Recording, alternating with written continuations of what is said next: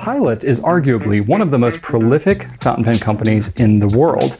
They have a number of proprietary converters, the main one being the Con-40.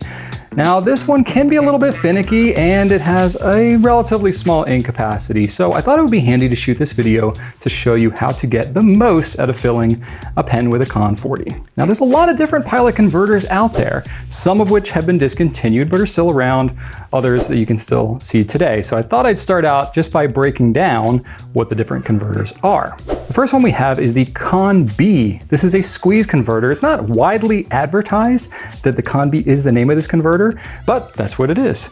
So you just squeeze it and then it fills. That's also known as an aerometric converter. The Con-20 is discontinued, but it's basically a sturdier version of the Con-B. The Con-50 was the predecessor to the Con-40.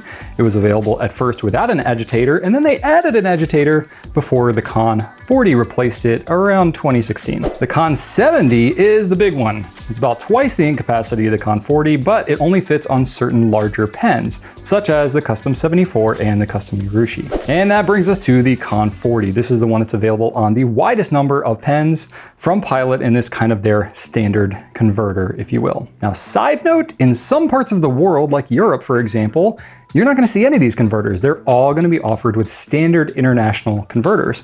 That's because standard international is much more of the standard in Europe, and so Pilot puts that mechanism specifically on the pens for that market. But in Japan, lots of other places, and in the US where I am, you're going to see the Pilot Con series of converters. So let's talk about how the Con-40 actually works. Okay, so it's going to take place of a typical cartridge. That's where the name converter actually comes from. You're converting the pen from a cartridge pen to a bottle filling pen. To fit it on, you just press it onto the back of the grip or on the nib unit in the case of the vanishing point. The screw mechanism moves the piston up and down.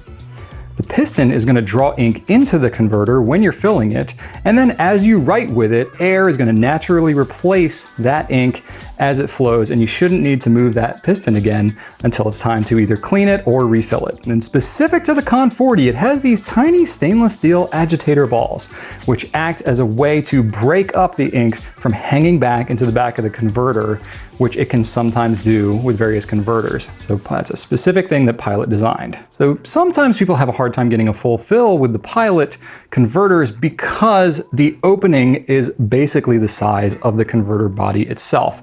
That can make it a little tougher to get a vacuum.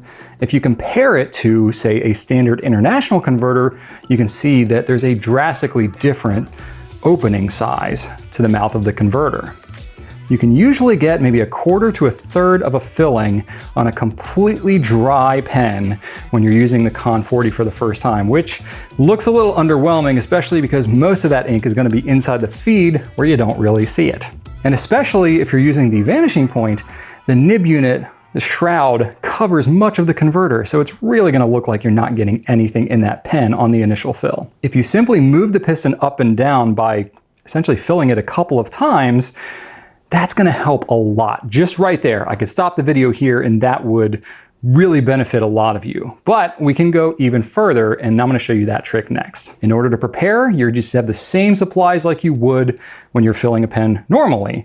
Just a pen, bottle of ink, and some kind of towel or something to wipe up any mess that you might make. Start out by removing the body of the pen and seat the converter securely on the back of the pen's grip or the nib unit in the case of a vanishing point type arrangement.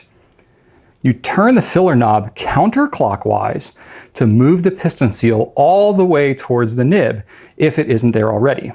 Insert the nib unit or the pen's grip in your bottle of ink until the filler hole on the underside of the feed is fully submerged. Slowly turn the converter knob clockwise as you draw ink into the converter. Expel all of the ink from the converter by turning it all the way counterclockwise again. This may seem like you've completely emptied it, but what you've really done is you've essentially primed that feed. So when you go to fill it again, you're automatically going to get a more full filling. The next time you go to fill, only fill it halfway, and then remove the nib from the ink and turn the nib vertically towards the sky.